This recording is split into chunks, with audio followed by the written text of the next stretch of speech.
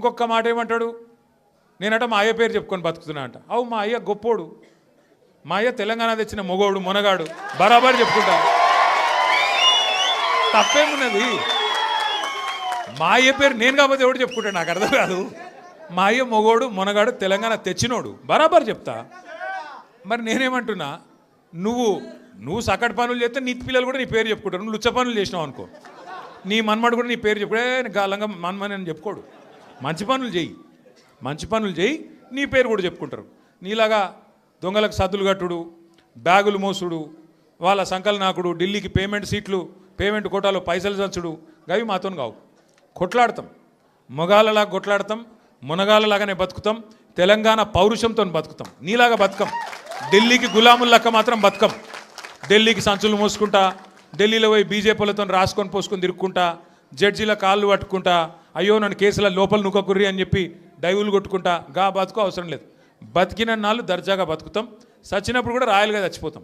అంతేగాని గిట్లా చిల్లర పనులు చేయం. మీకు దయచేసి నేను ఒకటే కోరుతున్నా, ఆయన మళ్ళా అంటుండు కేసీఆర్ నట ముఖ్యమంత్రి కానియాడంట.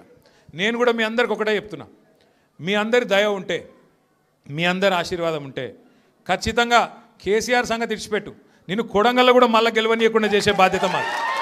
నిన్ను కొడంగల్లో మళ్ళీ గెలవనీయకుండా మళ్ళీ అసెంబ్లీకి రానియకుండా చేసే బాధ్యత పార్టీగా మేమందరం, ప్రజలుగా మేమందరం తీసుకుంటాం. నువ్వు మాట్లాడే మాటలు, చేసే రోత పనులు, వాటికి ఇలా ప్రజలు అసహించుకుంటున్నారు, నోట్లో ఉంచుతున్నారు. ఏం మాటలే అవి, ముఖ్యమంత్రి టీవీ పెడితే పిల్లలు ఖరాబ్ అయ్యేటట్టున్నారు నీ భాష ఇంటే అని చెప్పి మొత్తం టీవీలు బంద్ చేస్తున్నారు. గసంటి పరిస్థితి వచ్చింది. ఏం అడిగిండు కేసీఆర్ గారు మొన్న? ఏమయ్యా పాలమూరు ప్రాజెక్ట్ని ఎందుకు పండబెట్టినావని అడిగిండు. ఏమైందయ్యా, 8 నెలలు అయింది, డీటెయిల్డ్ ప్రాజెక్ట్ రిపోర్ట్ కేంద్ర ప్రభుత్వం నరేంద్ర మోడీ వెనుకకు పంపిండు, నీకు సిగ్గులేదా ముఖ్యమంత్రి? అది వెంటనే మళ్ళా పంపి 90% పనులు పూర్తయిన ప్రాజెక్టు ఇంకొక 10 పైసలు పెడితే అయిపోతుంది చేసి మరి ఆ పాలమూరుకు నీళ్ళు అన్నాడు. తప్ప కేసీఆర్ గారు అన్నది? దానికి సమాధానం చెప్పే తెలివి లేదు, పిచ్చి మొరుగుడు మొరుగుతూ ఉన్నాడు. అట్లాగే కేసీఆర్ గారు ఏమన్నారు, కృష్ణా జలాల్లో అన్యాయం చేస్తున్నాడు నరేంద్ర మోడీ, భారతీయ జనతా పార్టీ ఖచ్చితంగా వాళ్ళని ఎదుర్కోవాలా, కొట్లాడాలా, ఢిల్లీలో ఏం చేస్తున్నారు నీ ఎంపీలు అని అడిగిండు. బీజేపీ ఎంపీలను అన్నాడు, కాంగ్రెస్ ఎంపీలను అడిగిండు. దాంతో ఇలా వాళ్ళకి సమాధానం చెప్పే తెలివి లేక ఇలా నోటికొచ్చినట్టు మాట్లాడుతున్నారు.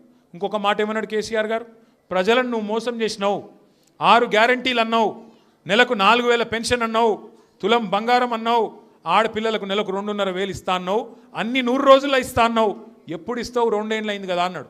తప్ప కేసీఆర్ గారు ప్రధాన ప్రతిపక్ష నాయకుడిగా ప్రజల తరపున ప్రశ్నించుడు తప్ప? ఇవన్నీ అడిగితే ఆయనకు బూతులు వస్తున్నాయి, కోపం వస్తున్నది.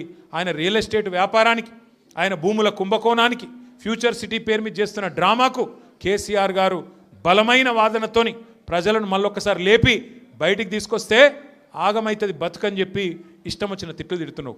మనం పట్టించుకునే అవసరం లేదు. మనం స్పష్టంగా ఒకటే పని చేసుకుంటూ పోదాం.